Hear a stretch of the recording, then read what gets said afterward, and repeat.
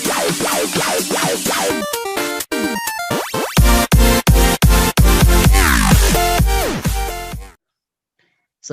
warahmatullahi wabarakatuh. Izin memperkenalkan diri, nama saya Sa'adudin, mahasiswa Pendidikan Matematika, IKIP Siliwangi Angkatan 2017.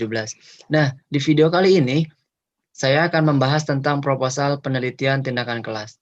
Nah, contoh proposal penelitian tindakan kelas yang sudah saya rancang seperti ini.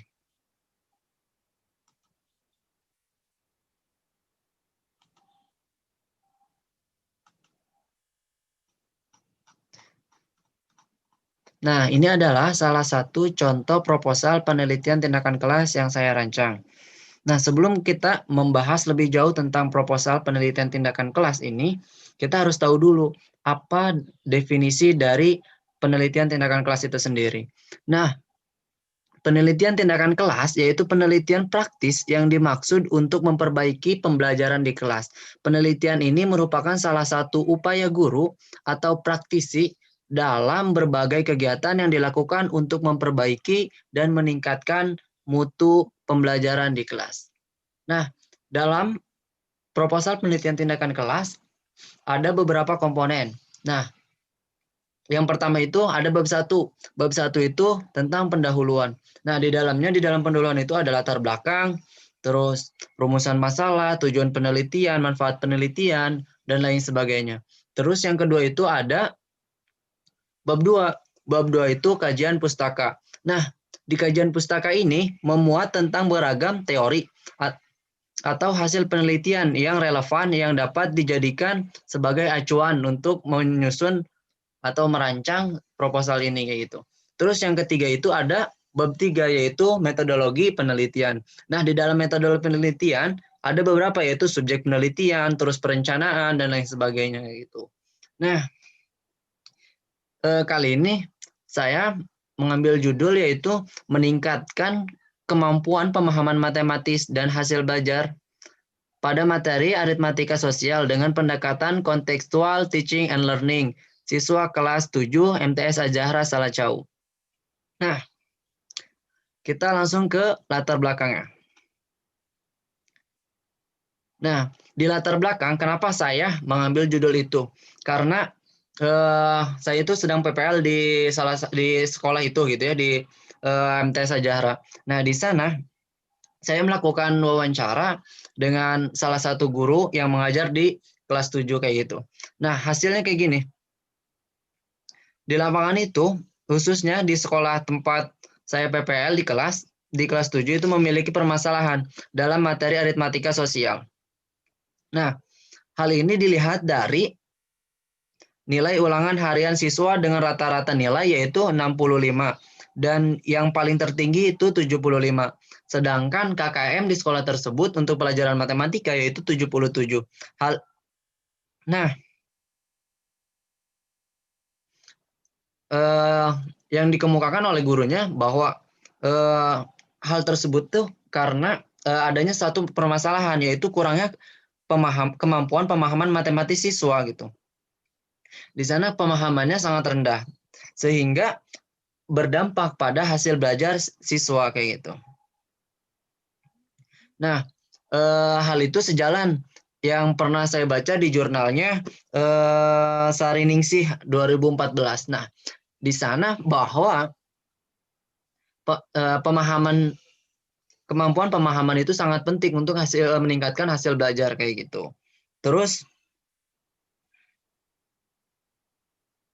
nah di sini juga, nah dari permasalahan tersebut, saya berpendapat bahwa peneliti berpendapat gitu, bahwa pendekatan yang baik akan menghasilkan hasil belajar yang baik gitu. Nah, dengan permasalahan kemampuan pemahaman yang kurang, yang rendah, nah dengan dibantu untuk meningkatkan itu yaitu dengan pendekatan yang baik gitu. Nah, pendekatan yang cocok untuk permasalahan kemampuan pemahaman yaitu dengan pendekatan kontekstual kayak gitu. Kenapa? Karena pendekatan kontekstual memiliki 7 komponen-komponen gitu. Nanti yang akan dijelaskan di bab 2 kayak gitu. Nah, itu juga selaras dengan yang dikemukakan oleh Sugandi dan Bernard 2008. bahwa pendekatan kontekstual dapat meningkatkan kemampuan pemahaman matematis siswa. Nah, dengan demikian, saya mengambil permasalahan yang ada di sekolah tersebut dan pemecahan masalah yang memang sudah diteliti kayak gitu oleh tadi oleh Sugandi dan Bernard, nah kayak gitu, bahwa kontekstual itu mampu meningkatkan pemahaman siswa yang rendah kayak gitu. Nah, di sini yang kedua itu setelah tadi latar belakang, yang kedua itu ada rumusan masalah.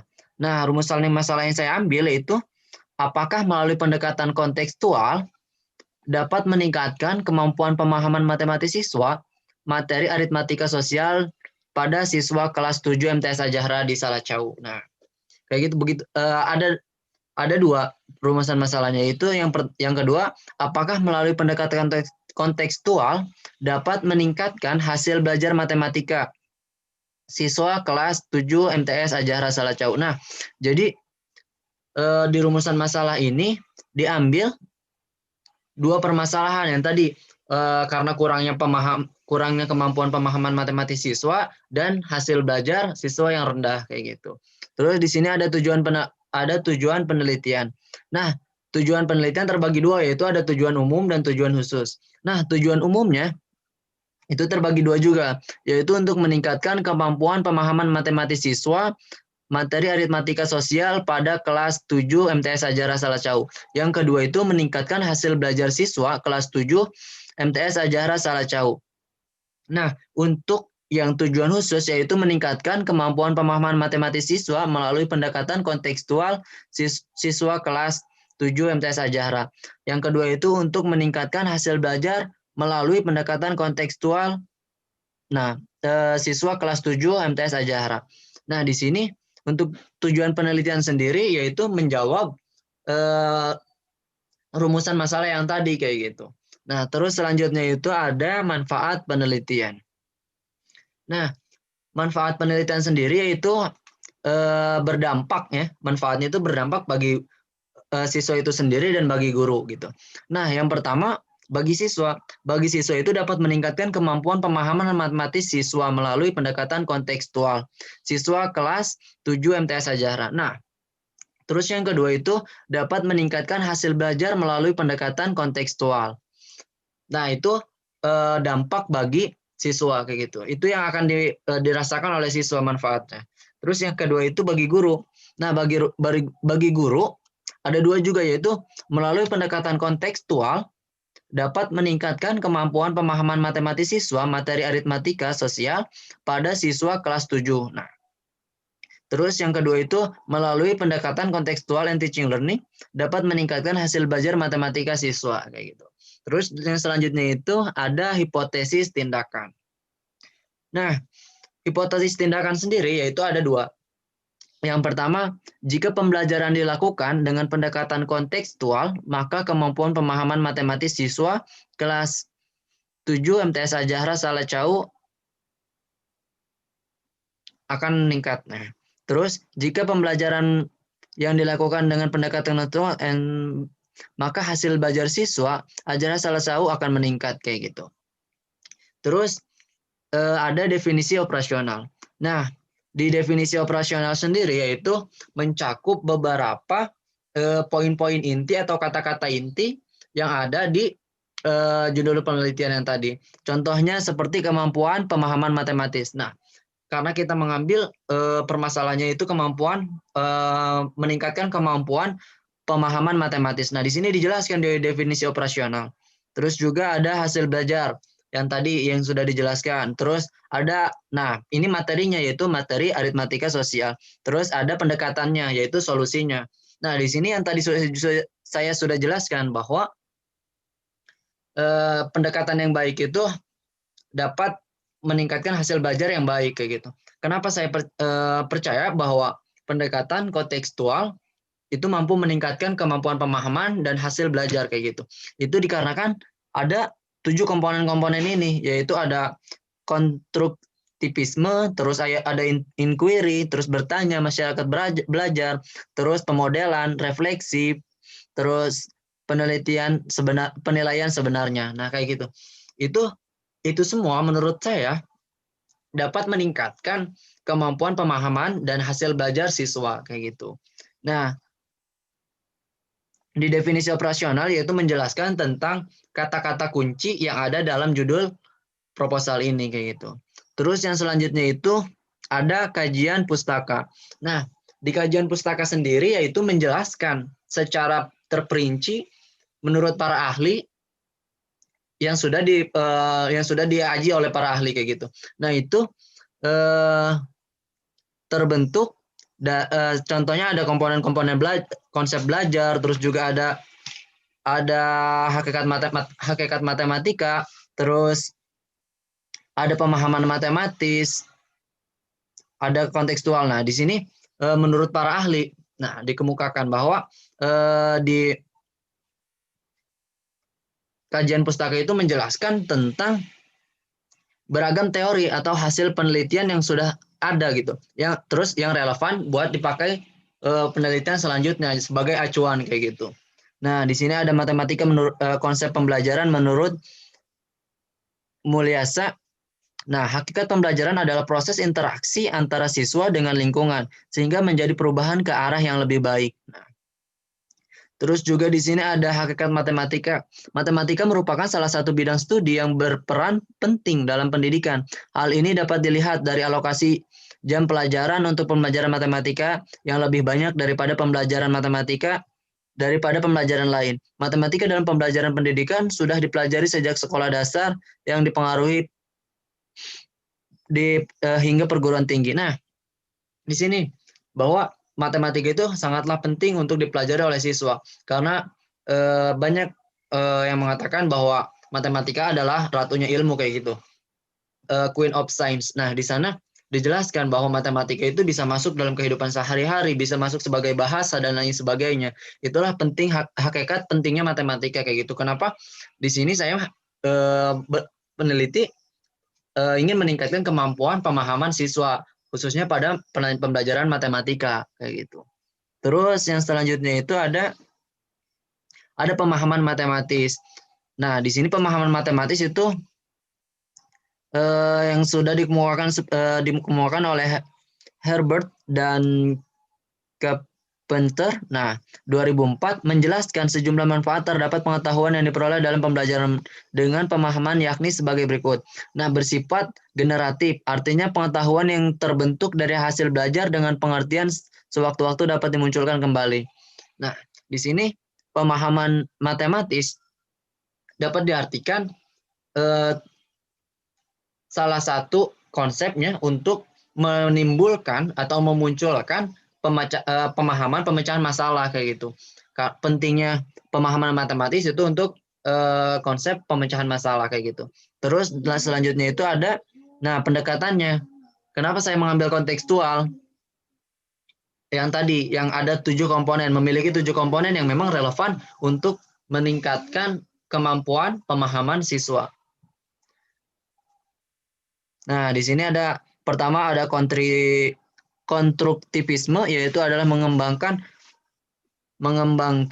pemikiran siswa akan lebih bermakna. Nah,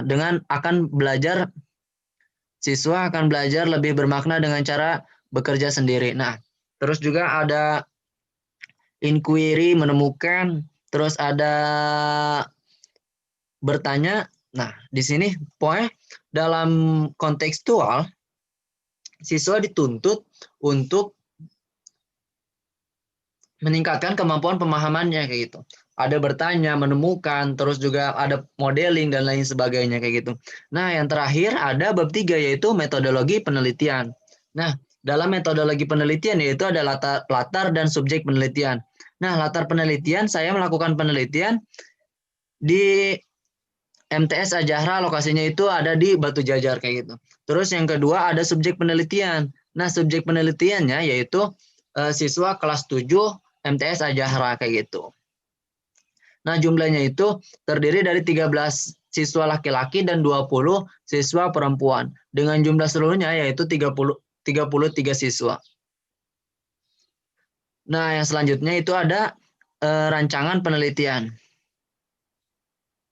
Nah, rancangan penelitian yang saya ambil itu menurut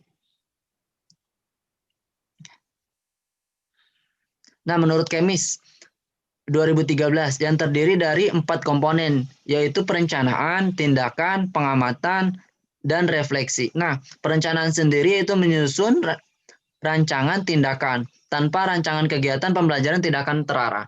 Nah, terus yang selanjutnya itu ada tindakan, yaitu realisasi dari rencana yang sudah dibuat gitu. Terus yang ketiga itu ada observasi, yaitu melakukan pengamatan dan segala hal yang terjadi selama pelaksanaan tindakan berlangsung kayak gitu. Terus yang terakhir itu ada refleksi, yaitu mengkaji secara menyeluruh tindakan yang telah dilakukan dan mengolah data yang sudah didapat dari observasi tersebut kayak gitu. Nah, untuk rencananya sendiri terbagi beberapa siklus, tapi kita melihat observasinya dulu di sana. Apakah dengan siklus pertama kita sudah dapat menghasilkan bahwa dengan pendekatan kontekstual dapat meningkatkan kemampuan pemahaman gitu. Ketika siklus 1 sudah terpenuhi, kita tidak perlu membuat siklus-siklus yang lain. Tapi di sini direncanakan yaitu dengan 2 siklus. Yang pertama, siklus pertama dengan melihat semua permasalahan, terus melakukan pembelajaran dan lain sebagainya kayak gitu. Nah, ketika di sini, nah semua rancangan itu dicantumkan pada RPP terus dan LKS kayak gitu. Nah, contoh ini dalam RPP, ini dalam LKS-nya kayak gitu. Dalam RPP-nya itu yaitu ada mengamati yang tadi komponen-komponen 7 komponen yang ada dalam kontekstual kayak gitu. Nah, di sana termuat dalam RPP yang sudah saya rancang kayak gitu. Terus yang selanjutnya itu siklus 2. Nah, untuk siklus 2 itu menyesuaikan ketika siklus 1 masih belum terpenuhi target data yang kita butuhkan, bahwa kita akan melaksanakan siklus 2. Dan begitupun ketika siklus 2 tidak terpenuhi lagi. Misalkan kemampuan pemahamannya belum dapat nih. Nah, berarti kita harus menambah lagi siklus ke-3 kayak gitu. Untuk masalah siklus yaitu kondisional, tergantung dari keberhasilan yang ada di lapangan kayak gitu. Terus yang selanjutnya itu ada instrumen pengumpulan data. Nah, instrumen yang digunakan adalah observasi, wawancara, dan tes kayak gitu. Terus yang selanjutnya itu ada teknik analisis data. Nah, pengumpulan data dilakukan melalui observasi, wawancara, dan tes. Kemudian data yang diperoleh tersebut dianalisis dengan mengacu pada analisis kuantitatif dan analisis kualitatif. Nah, kayak gitu. Jadi datanya kita olah lagi menjadi data yang kuantitatif dan kualitatif kayak gitu. Terus selanjutnya itu, nah terakhir yaitu daftar pustaka. Nah, daftar pustaka sendiri yaitu memuat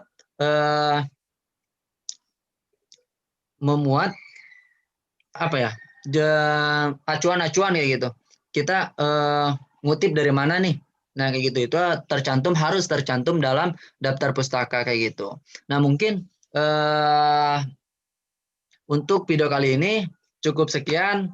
Kalau ada yang ditanyakan bisa diklik di kolom komentar ataupun bisa melalui WhatsApp dan lain sebagainya gitu. Mohon maaf bila ada kata-kata yang salah. Wabillahi taufik wal hidayah. Wassalamualaikum warahmatullahi wabarakatuh.